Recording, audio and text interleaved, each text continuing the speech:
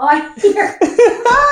It's a party trick. If you're ever like in a tough conversation, you don't want to like be talking anymore, you just snap your neck and say, "Oh, is that a knock at the door?" I'm gonna notice this. It doesn't happen when I just go like this. If I go like, oh, see that? You know what I noticed though? What? When you touch your shoulders and then do it, it doesn't do it. Go for it. Okay. No, it doesn't. It's harder for it to do it. Yeah. So Here it is. again, that's back to tension being built up. Build up tension, do it. It makes it more.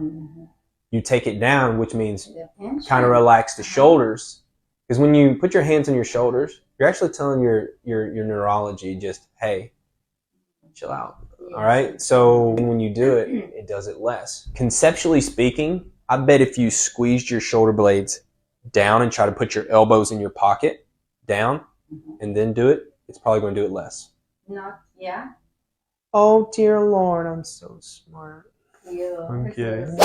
No, so that's just tension buildup. So we got to figure out why your shoulders want to climb up into your ears, adding compression where it shouldn't be, and then go from there.